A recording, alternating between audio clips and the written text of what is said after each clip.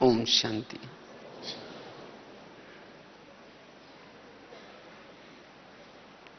विशिष्ट बाबा ने इस सीजन में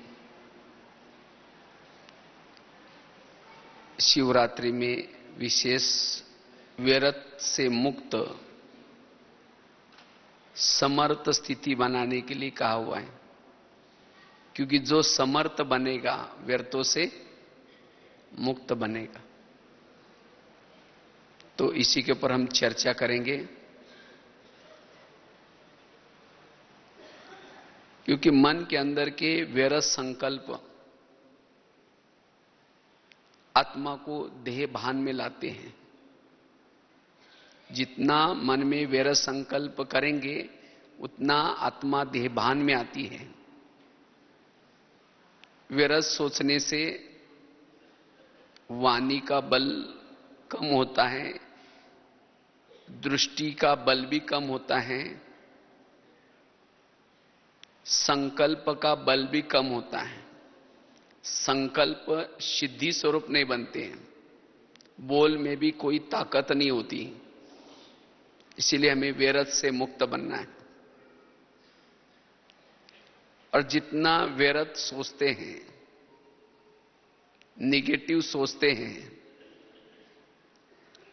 उतना हमारी वृत्ति भी निगेटिव बनती जाती है। व्यर्थ सोचने वालों की वृत्ति भी निगेटिव, दृष्टि भी निगेटिव, उसका दृष्टिकोण भी निगेटिव।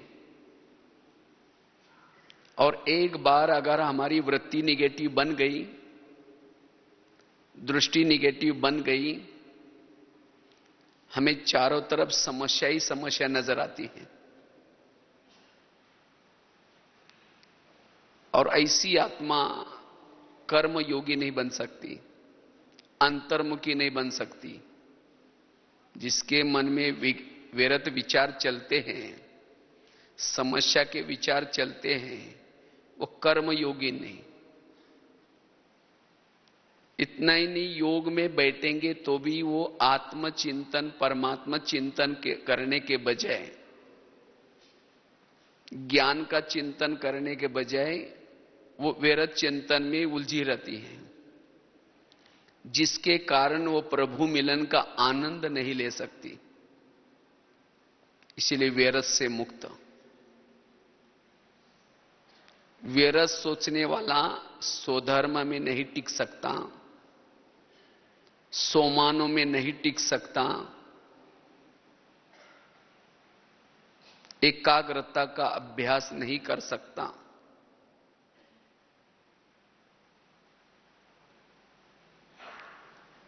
ऐसी आत्मा जो व्यर्थ अंदर से चलता है, वो साइलेंस की स्थिति में नहीं रह सकता, जिसके कारण विधेय स्थिति, अशरीरी स्थिति, आत्मिक स्थिति बनाना उसके लिए मुश्किल लगता है।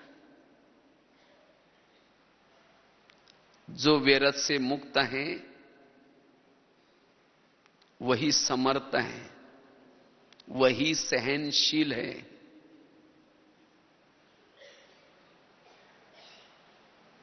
इसलिए बाबा कहते बच्चे व्यर्थ संकल्प से मुक्त बनो। वैसे तो दुनिया में व्यर्थ सोचने वालों को कहते हैं तनाव, तनाव पैदा हो गया। और तनाव को इंग्लिश में क्या कहते हैं? टेंशन। 10 मतलब कितना? 10। सन मतलब बच्चे। पहले तो 2-4 आए, फिर 10 पैदा होंगे तो कैसा रहेगा? और ऐसी आत्मा क्या कंप्लेन करती है? हम योग में बैठते हैं, पता नहीं क्या क्या संकल्प आते हैं, पता नहीं मेरा योग क्यों नहीं लगता, पता नहीं कैसी कैसी बातें मन में आती हैं। क्यों आते हैं? क्योंकि सारा दिन सोचा है। वो सोच वापिस आते हैं। योग में माया आते हैं, मतलब कोई राक्षस आकर के थोड़ी हिलाता है। वही सारा दिन की व्यर्थ बातें हमें आत्मचिंतन, परमात्मा चिंतन करने नहीं देती। और वैसे ही व्यर्थ सोचने वालों को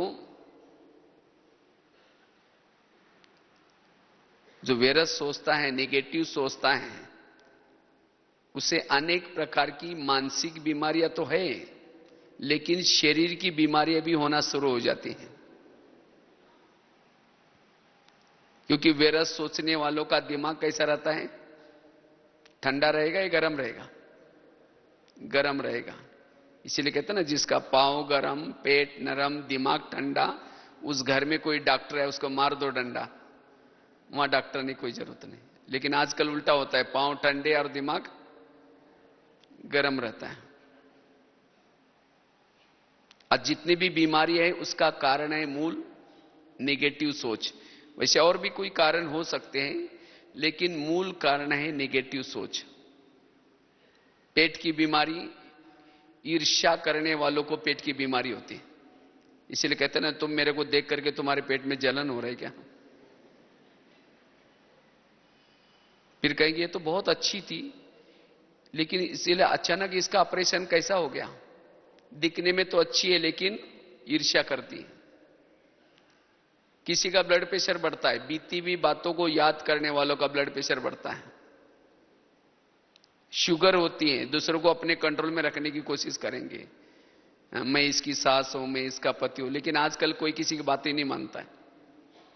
फिर उस बात को चिंतन खुद करेंगे, औरों को भी सुनाएंगे, मैं इसकी मां हूं, मैंने इस बच्चे को पढ़ाया लिखाया बड़ा किया, और जब इसकी शादी हुई अपनी पत्नी का मानता है, मुझे पूछता ही नहीं। अभी मेरी ऐसी हालत है तो बुढ़ापे में पता नहीं मेरे लिए क्या कर सकता है। उसको सुनाएंगे, चिंतन करेंगे। ऐसे बातों से बॉडी में केमिकल्स उतरते हैं और उससे शरीर की बीमारियां होती हैं। वो बच्चा क्यों नहीं मानता? जिसकी अपनी कर्मेंद्रियां कहना नहीं मानती, उसका कहना कोई नहीं मानेगा। आज किसी को दूर का कम दिखता है, दूसरे की बुराई को आंखें फाड़ फाड़ करके देखेंगे। आंखें फाड़ने से पुतली फैल जाती है, दूर का कम दिखता है। डॉक्टर के पास जाएंगे, कहेंगे डॉक्टर साहब मुझे दिखता ही नहीं। कहेंगे चश्मा पहन लो। चश्मा तो पहन लिया, फिर भी बुराई देखना नहीं छोड़ेंगे, नंबर बढ़ता ही जाएगा। आज किसी को नजदीक का नहीं दिखता, अपने बुराई को डोंट केयर करेंगे, नहीं देखेंगे, नजदीक का दिखना कम हो जाएगा। आज किसी को अस्थमा, दमा का प्रॉब्लम होता है, कोई भी बातों को पेट में दबा कर रखेंगे, खुल के नहीं बोलेंगे, दमे का प्रॉब्लम। किसी को स्पॉन्डाइलाइट होता है, गले का प्रॉब्लम, रास्ते में जा रहे सब्जी लाने के लिए देखेंगे वो क्या करती है, वो क्या करता है, इधर उधर देखते जाएंगे। जो इधर उधर देखता है उसको स्पॉन्डाइलाइट होता है। डॉक्टर एक बड़ा सा पट्टा लगाते गले में, पट्टे में गले में पट्टा लगाने के बाद 6 मास तक ना इधर देखता है ना इधर देखता है, सीधा देखते चलना पड़े।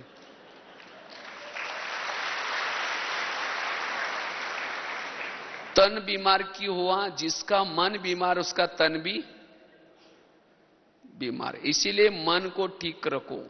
जिसने अपने मन को ठीक रखा उसका तन भी ठीक रहेगा। आजकल दुनिया में बहुत सारे हॉस्पिटल खुल रहे हैं, लेकिन ऐसे मन का हॉस्पिटल कोई है? और इसीलिए बाबा कहते हैं ब्रह्मा कुमारीज ये क्या है? ये है मन का हॉस्पिटल, मन को ठीक करने के लिए है। इसीलिए बाबा कहते बच्चे व्यर्थों से मुक्त बनो, अन्यथा आगे चल करके बहुत समस्या आएंगी, बातें आएंगी।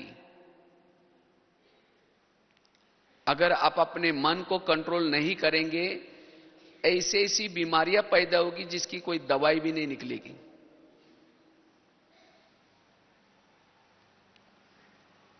क्योंकि जिसके मन में व्यर्थ संकल्प चलते हैं उसको शांति नहीं है।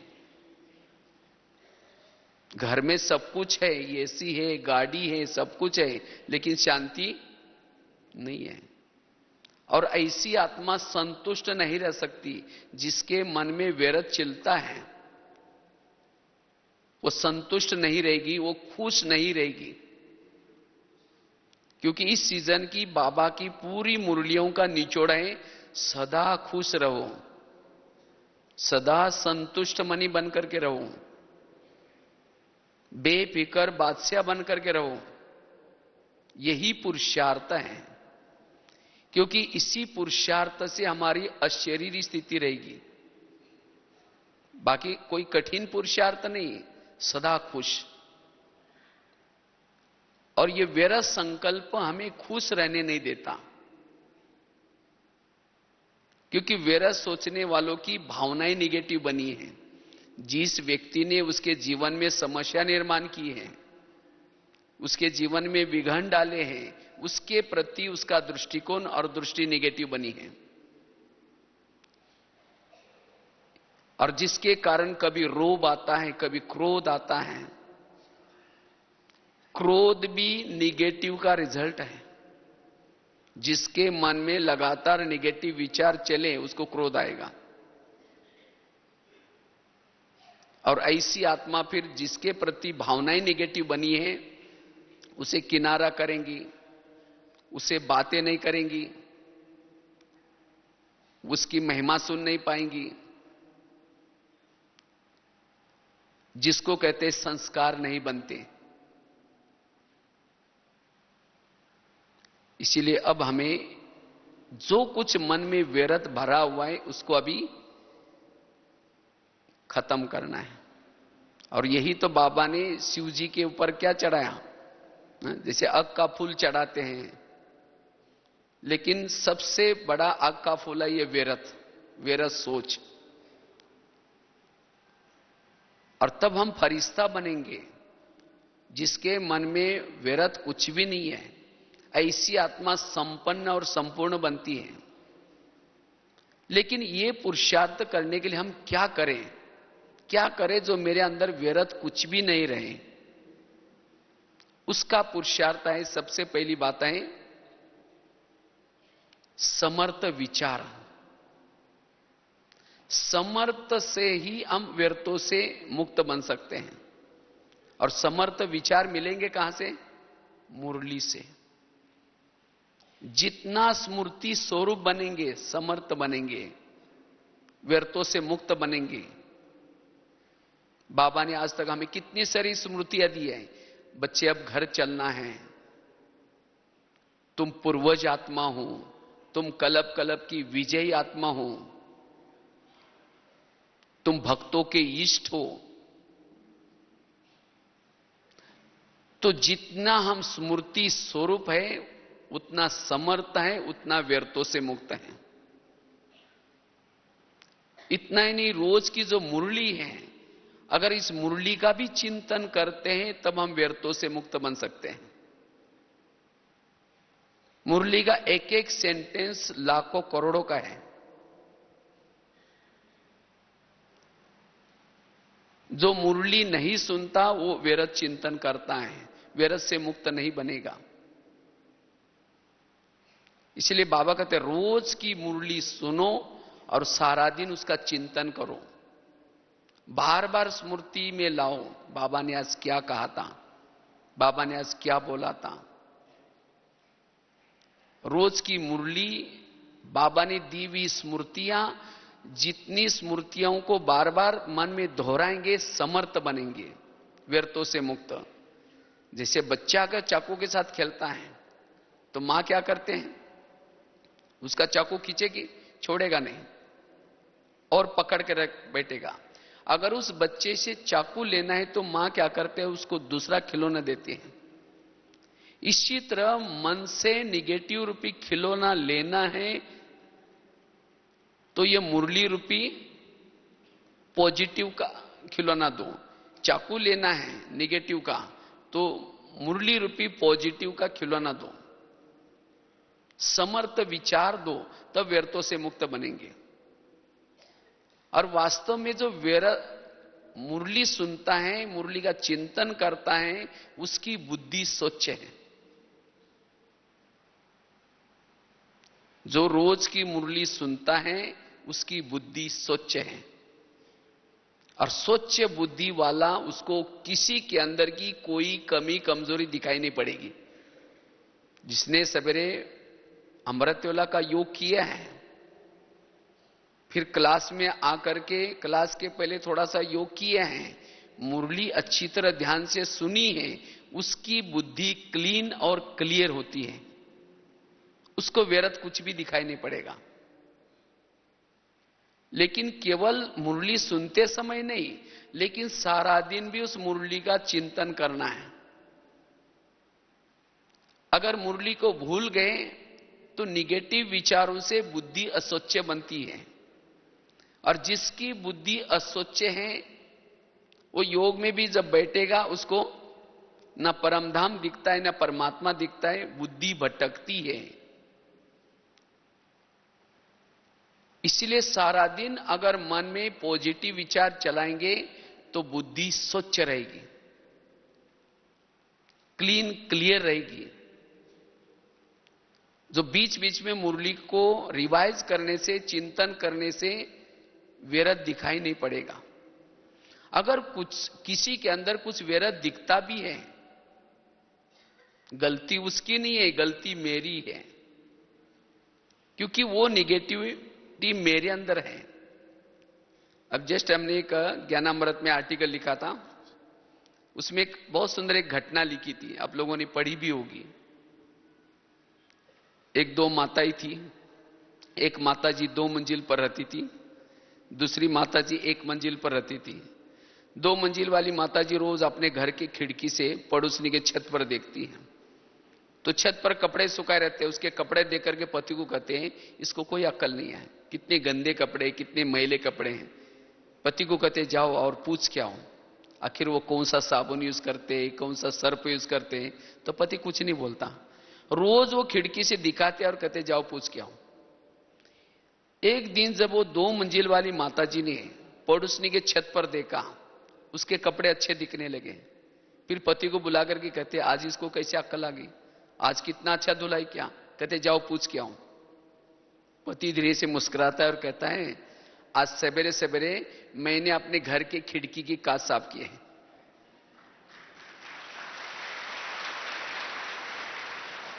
मना रोज वो कैसी धुलाई करती थी, वो तो बहुत अच्छी धुलाई करती थी, लेकिन उसको गंदे क्यों दिखते थे, क्योंकि उनके ही घर के खिड़की के कांच गंदे थे। तो इसी तरह अगर मेरे अंदर निगेटिविटी है तो मुझे भी सब, कोई हंसेगा तो भी लगेगा मेरे को देखकर जरूर हंस रहे हैं, किसी से बात भी कर रहे लगेगा मेरी बात जरूर कर रहे हैं।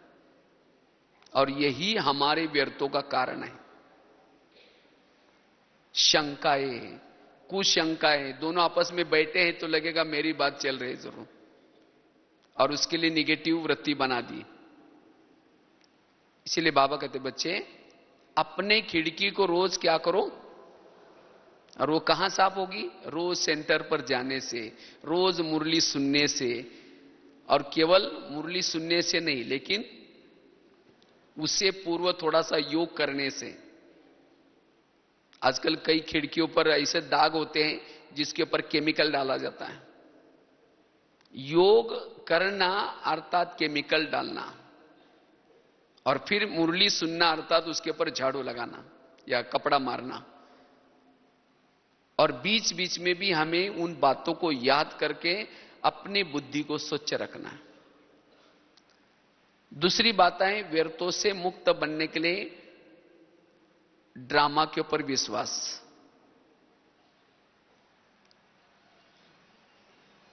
ड्रामा के ऊपर जिसका विश्वास है वही व्यर्थों से मुक्त है। आप सभी को अपना अपना ड्रामा पसंद है? हाँ, है पसंद। सभी चाहते हैं कि मेरा अब तक का जो भी बीता हुआ ड्रामा रिपीट होना चाहिए, चाहते सभी, या कुछ बदलना चाहिए? अगर आपका आज तक का जो बना हुआ ड्रामा अगर बदल देंगे तो अभी जो बना हुआ ड्रामा जो है चल रहा है, बाबा मिलन, ब्राह्मण परिवार मिला, वो भी बदल जाएगा फिर। इसलिए हमारे दिल से सदा निकले वह ड्रामा वह, और तब वो आत्मा व्यर्थों से मुक्त है। वैसे तो हम 3 बाप के बच्चे, बाप कितने हमारे? 3, लेकिन हमारी मां 4 है। एक है ब्रह्मा, दूसरी है मम्मा, तीसरी है लौकिक मां, चौथी है ड्रामा। ड्रामा मां तो कल्याणकारी होती है, अगर बच्चा बीमार है तो उसको दवाई पिलाते हैं, दवाई कड़वी है तो बच्चा क्या करता है, बार बार मुंह से निकालता है। लेकिन मां क्या करते है, उसको जबरदस्ती हाथ पकड़ करके भी उसको पिलाएगी। उसको पता है कि अब कड़वी लग रही है, लेकिन इससे इसका कल्याण होने वाला है। इसी तरह ड्रामा रूपी मां कल्याणकारी है। ड्रामा में जो भी कुछ घटना हमारे सामने आते हैं उससे हमारा कल्याण होगा। इसलिए हर एक को अपना ड्रामा पसंद होना है। बाबा ने हर एक आत्मा का जो ड्रामा बनाए बड़ा फुर्सत से बनाए हैं और बड़ा कल्याणकारी बनाए। जिस जिस लोगों को आपके आसपास में रखा है सब आपका कल्याण करने वाले हैं। इसीलिए उनके प्रति भावनाएं पॉजिटिव बनाओ। अगर समझो कोई लौकिक मां बच्चों को थप्पड़ मारते तो बच्चा कहां जाता है, बाप के पास, और जाकर के क्या बोलता है, मम्मी ने मुझे थप्पड़ मारी, इतना ही बोलता है ना। ये थोड़ी जाकर के बोलता है मम्मी ने मुझे थप्पड़ मारी, इस मम्मी को बाजार में बेच करके दूसरी लेके आओ, बोलता है। लेकिन हम क्या करते हैं, अगर ड्रामा रूपी मां कोई हमें थप्पड़ मारते अर्थात विघ्न आता है तो बाबा कहते बाबा मेरा ड्रामा बदल दो ना, तो बाबा क्या कहेगा। इसीलिए बाबा कहते बच्चे वाह ड्रामा वाह, वही व्यर्थों से मुक्त है। चलो 2 मिनट।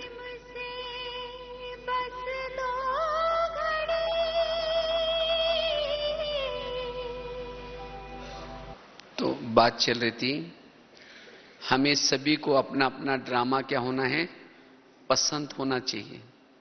जिसको अपना खुद का ड्रामा पसंद नहीं है, संबंध संपर्क वाले पसंद नहीं है, वो व्यर्थ सोचता है, उसका दृष्टिकोण निगेटिव बन जाता है।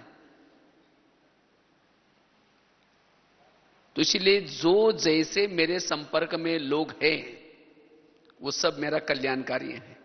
आज तक की जो भी कुछ विघ्न आए, समस्या आई, उन समस्या और विघ्नों ने मुझे प्रभु मिलन कराया। अगर वो समस्या ना आती, वो विघ्न ना आते तो हम यहां तक नहीं पहुंचते। इसीलिए बाबा कहते बच्चे समर्थ सोचो, तब व्यर्थों से मुक्त बन जाएंगे। अब समझो कोई माता है, उसका अपना पति शराबी है, मारता है, झगड़ा करता है, रहना तो उसके साथ ही है।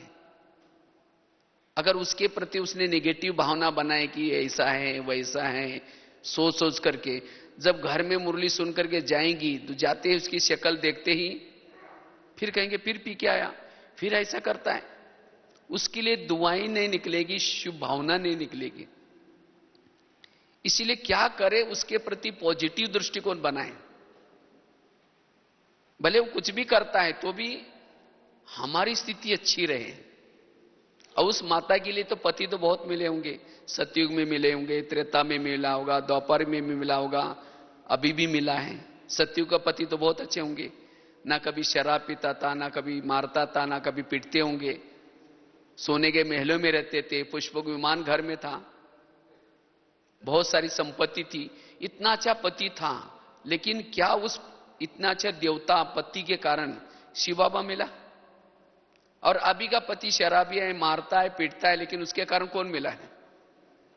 इसीलिए और बाबा कहने बाबा ऐसा ही शराबी 5000 साल के बाद भी जरूर देना। तब ऐसा पति होने के बाद भी बड़ा आनंद आएगा, अच्छा लगेगा। इसीलिए संगम युग में हमारे आसपास में जो कुछ है सब हमारा कल्याण करने वाला है। इसीलिए ऐसी बातों से भी खुश रहो। अगर वो बातें मेरे जीवन में ना होती तो मेरा कल्याण ना होता। इसीलिए बाबा ने हमारा जो ड्रामा बनाया है वो कल्याणकारी बनाया, तब व्यर्थों से मुक्त बनेंगे। ड्रामा के ऊपर विश्वास। तीसरी बात है, पहली बताई, रोज अपनी खिड़की को क्या करो, साफ करो, स्मृति स्वरूप बनो। जो बाबा ने स्मृतियां दी उसको याद करो, समर्थ बनो। दूसरी बात बताई, ड्रामा के ऊपर विश्वास। तीसरी बात है, अगर व्यर्थों से मुक्त बनना है, जीवन में आने वाली निगेटिव बातों को क्या बना दो, पॉजिटिव। जो सारा दिन में हमारे जीवन में जो कुछ बातें आती है निगेटिव, उसको पॉजिटिव में बना दो। अगर आपकी कोई ग्लानि करता है, तुरंत मन में आता है कि इसने ग्लानि क्यों की, इसने तो बड़ों के पास जाकर के मेरी बातें बता करके मेरी भावनाएं खराब किया होगा। तो इसी बातों से इसको सोच करके वृत्ति निगेटिव बनती है, दृष्टि निगेटिव बनती है। लेकिन कोई बात नहीं, अगर आप सच है, आपको सोचने की क्या जरूरत है, उसको पॉजिटिव में लो। जो यहां मेरी ग्लानि करता है या जो मुझे ग्लानि करता है, अपमान करता है, वही क्या करेगा, गुलाब का फूल डाल करके एक दिन आएगा, पूजा भी करेगा, आपका भगत बन जाएगा। अगर आपका कोई परचिंतन करता है, कोई बात नहीं, परचिंतन करने वाला आपका कीर्तन भजन गाने वाला भगत बनेगा। भजन में क्या करते हैं, दो चार जन मिल करके, एक जन ताल बजाता है, एक जन डपला बजाता है, एक जन गाता है, दो चार जन सुनते हैं, उसको क्या कहते हैं, कीर्तन भजन। तो परचिंतन में भी क्या होता है, दो चार जन इकट्ठे होते हैं, एक कहेगा हुआ है ही सी, दूसरा कहेगा हाँ मेरे साथ भी ऐसा क्या, माने एक जन ताल बजा रहे, दूसरा डपला बजा रहे, एक जन गा रहे हैं। अगर यहां कोई आपका परचिंतन करेगा, वही आपका भगत बनेगा। तो योग में बैठेंगे तो बाबा को, बाबा आज आपने एक बहुत अच्छा भजन मंडली भेजी, कल भी किसी को भेज देना। तो ऐसी बातों से आपके अंदर निगेटिविटी नहीं आएंगी, ऐसी बातों से भी आपका चेहरा खिला हुआ रहेगा, आप संतुष्ट रहेंगे। लेकिन हम जब निगेटिव ले लेते तब जाकर के उसमें असंतुष्ट बन जाते हैं। कई बार मैं एक महाराष्ट्र का एक संत का एग्जाम्पल बताता रहता हूं, बड़ा अच्छा है, बहुत प्रेरणा मिलती है उसे। एक महाराष्ट्र में एक संत थे, तुकाराम महाराज नाम था, भक्ति करते थे। तो गली के लोगों ने उसको भक्ति करने के लिए मना किया, तब भी उसने नहीं छोड़ा।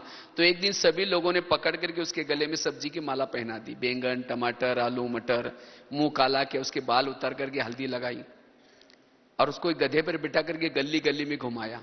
इतना भी नहीं छोड़ा, जहां उनकी पत्नी रहती थी वहां तक लाया और पत्नी को घर से बुला करके कहा, इनको बहुत समझाया था लेकिन नहीं माना, इसीलिए आज ऐसा किया। उसकी पत्नी देखते मेरे पति को ऐसा किया तो सबको गाली देती है। जब गाली देते हो, तुकाराम महाराज अपनी सब्जी की माला दिखा करके कहते हैं, इनको गाली क्यों दे रहे, ये लोगों ने अपने लिए 8 दिन के लिए सब्जी ला कर दिया ये। और कहा गाली मत देना, मैंने बहुत दिनों से गांव नहीं देखा था, ये लोगों ने मुझे गली गली का घर घर घुमा के लाया है। और कहा कि गाली मत देना, मेरे तो सिर में फोड़े हो रहे थे, ये लोगों ने बाल उतार करके हल्दी लगाया, औषध किया, अब ठीक हो जाएगा। और कहा गाली मत देना, जब मेरी शादी हुई थी उस समय बारात नहीं निकली थी, ये लोगों ने पूरी गांव में मेरी बारात निकाली है। निगेटिव परिस्थिति को पॉजिटिव बना दिया, यह है कला। तो इसी तरह हम सवेरे ही सोच करके जाए, आज जो भी निगेटिव बातें आएंगी उसको मुझे क्या बनाना है, पॉजिटिव। तब ऐसी आत्मा बुराई में भी संतुष्ट रहेगी, विघ्नों में भी संतुष्ट रहेगी। इसीलिए बाबा कहते बच्चे, निगेटिव बातों को क्या बना दो, पॉजिटिव। बाबा भी कहते ना, जो निंदा हमारे करे वो मित्र हमारा सोए ठहरे। जो निंदा करता है वो हमारा कौन है, मित्र। महिमा करता वो हमारा दुश्मन है। लेकिन हमें कौन अच्छा लगता है, महिमा सुनाने वाला अच्छा लगता है। अगर कोई ग्लानि करता वहां से भाग जाते हैं। ग्लानि हमें क्या करते हैं, जगाती है, महिमा हमें सुलाती है। अगर कोई महिमा करता है, हमारा पुरुषार्थ तो रुक जाता है। दुनिया में भी कहते हैं ना, कड़वी चीजें खाओ तो आपकी हेल्थ अच्छी हो जाएगी। नीम का पत्ता, जो भी कुछ कड़वी चीजें, करेला है। इसी तरह जो जीवन में कड़वा डाइजेस्ट करता है, वो मानसिक रूप से उसकी हेल्थ ठीक होती है। लेकिन आजकल हम मीठा पसंद करते हैं। मीठा पसंद करेंगे तो सुस्त बन जाएंगे। इसीलिए बाबा कहते बच्चे, निगेटिव को पॉजिटिव में लो। चौथी चीज है, अगर मुझे व्यर्थों से मुक्त बनना है, विघ्न डालने वालों के प्रति सकारात्मक दृष्टिकोण अपना दो। कुंती के सामने जब कृष्ण जाता है, पूछता है तुमको क्या वरदान चाहिए, तुमने बहुत अच्छी भक्ति की है। तो कुंती कहते मुझे और कुछ नहीं चाहिए, मुझे जीवन में समस्या और विघ्न चाहिए। तो कृष्ण कहता है ये तुम कौन सा वरदान मांग रहे, कुछ सोना मांगो, चांदी मांगो। कहते मुझे और कुछ नहीं चाहिए, समस्या और विघ्न चाहिए। तथास्तु वरदान दिया। कहा कि तुमने ये वरदान क्यों मांगा? कहते अगर मेरे जीवन में समस्या और विघ्न होंगे, आप सदा मेरे साथ में रहेंगे, और आप मेरे साथ में रहेंगे, यही मेरा सौभाग्य है। तो इसी तरह जिसके जीवन में विघ्न और समस्या है, कौन साथ में है? बाबा। इसीलिए बाबा कहते हैं ना, जो बांधेली माताएं, उनका योग मेरे से गहराई से और लगन वाला होता है। क्योंकि उनको जो पति तंग करता है, परेशान करता है, कौन याद आता है? और जिसको कोई पति तंग नहीं करता, बहुत प्यार करता है, उसका पति से योग लगा हुआ है। कहेंगे मेरा पति बहुत अच्छा है। कोई भी चीज भी देखेंगी, पति को पहले याद करेगी, बाबा याद नहीं आएगा। इसीलिए बाबा कहते हैं बच्चे, विघ्न और समस्या हमारे लिए कल्याणकारी है। विघ्नों से कभी भी घबराना नहीं है। तो विघ्न डालने वाले लोग हमें प्यारे लगने चाहिए। लेकिन हमारा जो आज टेंशन बढ़ जाता है, हम निगेटिव बन जाते हैं। किससे बन जाते हैं? जो आपकी कोई यहां की ट्रांसफर वहां करता है, कोई बड़ों के पास जाकर चुगली करता है, कोई समस्या निर्माण करता है, ऐसे व्यक्ति को देखते ही निगेटिव चलता है। कहते इसको मैं कभी दुआ नहीं दे सकता, बस इसके कारण मेरा ऐसा हुआ। अगर सारा दिन हम स्थूल रूप में भी सोचेंगे, तो ऐसी बातें अंतर मन में भी जाते हैं, और अंतर मन की बातें सोते समय भी उस व्यक्ति के बारे में सोचेंगे। उसके रग रग में निगेटिव भरा हुआ है उस व्यक्ति के प्रति, और उसको हम दुश्मन समझ लेते हैं। और ऐसे व्यक्ति का हम सामना करते हैं। जो ब्राह्मणों का सामना करता है, वो माया का सामना नहीं कर सकता। इसीलिए ब्राह्मणों का सामना नहीं करो। बाबा ने कुछ दिन पहले मुरली चला ना, क्वेश्चन, करेक्शन, कोटेशन, अपोजिशन, यही बातें पुरुषार्थ को ढीला करते हैं। क्योंकि इन बातों से ही संकल्प चलते हैं। इसलिए जो कुछ है सब कुछ ठीक है, करेक्शन करने की कोई जरूरत नहीं है। कहते इसको तो ऐसा करना चाहिए, वो बहन जी को ऐसा करना चाहिए, उसको ऐसा करना चाहिए, सब कुछ ठीक है। बाबा कहते ना, सब पूरा ठीक ठाक चल रहा है। जब बाबा को ये ड्रामा पसंद है, तो हमें भी पसंद होना चाहिए। इसलिए कोई क्वेश्चन नहीं, कोई किसी में करेक्शन नहीं, कोई किसी का कोटेशन देने की कोई जरूरत नहीं, कोई किसी से अपोजिशन नहीं। वही आत्मा व्यर्थों से मुक्त है, वही आत्मचिंतन कर सकती है। अगर कोई करता भी है तो आपका कल्याण करने के लिए करता है। एक रामायण की घटना आपको सुनाते हैं, बड़ी अच्छी है। राम राज्य बनने वाला था, लेकिन रात में आकर के मंथरा ने कई को दो चार उल्टी बातें सुनाई। क्या सुनाया? तुम्हारे बेटा भी तो है, तुम अपने बेटे को छोड़ करके राम को राजा बना रहे। और ये बातें सुन करके राम को राजा बनाने के बजाय 14 वर्ष कहां भेजा उसको? वनवा में गया, सीता गई, लक्ष्मण गए, तीनों भी गए। इसी वियोग से दशरथ ने प्राण त्यागा। खाने का प्रॉब्लम, सोने का प्रॉब्लम, घास में सोए, ये सब किसके कारण हुआ? मंत्रा के कारण। तो मंत्रा को जो भी देखेगी उसकी भावना अच्छी चलेगी, बुरी चलेगी? बुरी चलेगी ना। हम कभी बचपन में जब रामायण देखते थे, स्क्रीन में वो डंडा लेकर के काला सा कपड़ा पहन करके मंत्रा आती थी। हम कहते इसको भगाओ, इस बुढ़िया को नहीं देखना है, क्योंकि उसने तो राम को वनवा में भेजा, अभी पता नहीं और क्या करने के लिए आई। मैं खुद भी पसंद नहीं करता था। लेकिन एक दिन जब हमने चिंतन किया, तब पता चला मंत्रा ने राम के लिए जो किया वो अच्छा किया। अगर मंत्रा उनके घर में ना आती तो राम क्या बनने वाला था? राजा। अगर राजा बनता तो जंगल में नहीं जाता, जंगल में नहीं जाता सीता की चोरी ना होती, सीता की चोरी ना होती तो रावण को ना मारता, रावण को ना मारता तो राम की महिमा भी कोई नहीं गाता। तो राम की महिमा किसके कारण है? मंत्र के कारण है। इसी तरह हर आत्मा के पास भी बाबा ने ड्रामानुसार एक आदि मंत्र रखी है। वो चुगली करते हैं, यहां की ट्रांसफर वहां करते हैं, झगड़ा। और आज हम व्यर्थ हैं, जो अंदर से व्यर्थ जो आता है कभी, उसके कारण आता है। कहते बस ये मेरा एक दुश्मन है, बस ये यहां से चला जाए हम बहुत अच्छा रह सकते, इसके कारण मेरा ऐसा होता है। अगर वो ना होता आप बहुत सुखी रहते। आपके घर में कोई ब्रह्मा कुमारी आती, कहते हैं हमारा ज्ञान सुनने के लिए चलो, कहेंगे हमारे घर में बहुत शांति है, नहीं चाहिए। इसीलिए उस व्यक्ति का धन्यवाद जिसने हमें विघ्न डाले या अशांत किया। अगर राम के जीवन में मंत्रा ना आती, ना हनुमान मिलता, ना अंगद, ना ऋषि, ना मुनि, कोई नहीं मिलते। ये सब किसकी दौलत थी? मंत्रा की। इसी तरह आज आपके जीवन में इतना अच्छा बाबा मिला, दैवी परिवार मिला, दीदी दादियां मिली, ज्ञान मिला, ये सब इतना ऊंचा ब्राह्मण परिवार मिला, किसके कारण? आज तक की मंत्राओं के कारण, जिन्होंने हमें तंग किया, परेशान किया, जिसके कारण हम सुख ढूंढते ढूंढते ढूंढते यहां तक पहुंच गए। इसलिए कभी एकांत में बैठ करके उन सभी को धन्यवाद दो जिन्होंने आपको तंग किया है। कहो कि आप लोगों ने हमें परेशान किया, हमारा बहुत अच्छा हुआ, लेकिन फिर 5000 साल के बाद तंग करने के लिए जरूर आना। तब उस व्यक्ति के लिए अंदर जो भरे हुए हैं सब खाली हो जाएंगे, बिल्कुल ब्रेन वॉश हो जाएगा। नहीं तो आज ऐसा भरे हैं, उसको देखते वाइब्रेशन भी चलते हैं, मन से बोल भी निकलते हैं, दृष्टि से भी निगेटिव निकलता है, और यही व्यर्थों का कारण है। इसीलिए बाबा कहते बच्चे,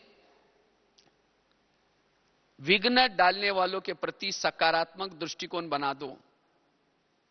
अगर आप सकारात्मक उसके प्रति बनेंगे तो वो भी आपके लिए सकारात्मक बनेगा, आपका व्यर्थ खत्म हो जाएगा, आप समर्थ बन जाएंगे। तो कितनी बातें बताई? पहली बताई खिड़की को रोज, दूसरी बात बताई ड्रामा के ऊपर विश्वास, तीसरी बात बताई निगेटिव बातों को क्या बना दो? पॉजिटिव। चौथी बात बताई विघ्न डालने वालों के प्रति सकारात्मक दृष्टिकोण। पांचवी बात है, अगर मुझे व्यर्थों से मुक्त बनना है, समर्थ बनना है, उसके लिए अगर कोई व्यर्थ आपको आकर के सुनाता है, व्यर्थ आता कहां से? कहां से आता है? व्यर्थ आता है संग दोष से। संग दोष किसको कहेंगे? कोई अज्ञानी आत्मा को संग दोष नहीं कहेंगे। अगर कोई आकर के किसी बहनों की, कोई सेंटर की, कोई भाई बहनों की अगर कोई बुराई करता है, वो है संग दोष। क्योंकि ऐसी बातें जब कान में जाएंगी तो वृत्ति निगेटिव बन जाएगी। इसलिए निगेटिव बातें सुनाने वालों से दूर रहना है। जिसको बाबा कभी कहते हैं ना, बच्चे झगमुई झगमुई मत करो, पर चिंतन की बातें हमें दृष्टिकोण को निगेटिव बनाते हैं, दृष्टि को निगेटिव बनाते हैं। इसीलिए अगर कोई व्यर्थ बातें सुनाता है, उसको हाथ जोड़ के कहो कि मुझे नहीं सुनाओ, कहीं और जाकर के सुनाओ, मुझे स्ट्रिक्ट बनो। हम क्या करते हैं, मजबूरी से सुन लेते हैं, और सुनने के बाद उसका चिंतन चलेगा, चिंतन चलते चलते वृत्ति निगेटिव बनेगी, दृष्टि निगेटिव बनेगी, फिर उसको बदलना बड़ा मुश्किल है। अगर घर में कोई कचरा लाकर डालेगा तो क्या कहेंगे? आपका बहुत बहुत धन्यवाद, रोज आया करो, जहां पूजा होते हैं वहां डाला करो, बोलेंगे। और यहां कोई व्यर्थ आकर के सुनाता है, हम क्या करते हैं, और आगे सरकते, कहते हैं और क्या हुआ? वो उठ के जा भी रहे, कहेंगे बैठो ना, चाय पानी पी के जाओ ना, बताओ ना और क्या हुआ। माना वो व्यर्थ बातें सुना रहे, कचरा डाल रहे, उसको हम क्या पिला रहे?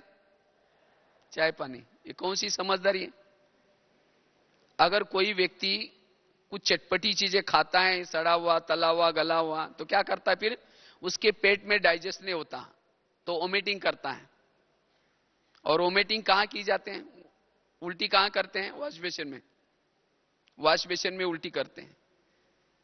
तो इसी तरह जो सारा दिन चटपटी समाचार सुनता है, देखता है, वो क्या करता है, वो क्या करता है, और ऐसी बातें पेट में डाइजेस्ट नहीं होंगी, फिर शाम को उसको वोमिटिंग आएगी। और उल्टी करने के लिए, सुनाने के लिए कहां जाता है? वॉश बेसिन में। कान है वॉश बेसिन, कान का आकार कैसा है? और एक नली भी है। और हर व्यक्ति का वॉश बेसिन फिक्स है, जब तक उसको सुनाएंगे नहीं तब चैन नहीं आएंगे। तो ऐसी बातों से हम किनारा करें, ये व्यर्थों का बहुत बड़ा कारण है। और ऐसी बातों का चिंतन करने से हम समर्थ बनने के बजाय देह भान में आते हैं, इससे हमारा टाइम वेस्ट हो जाता है। इसीलिए पर चिंतन की बातों से हमें स्वयं को बचाना है। पर चिंतन के बजाय सो चिंतन करना है, आत्मचिंतन करना है।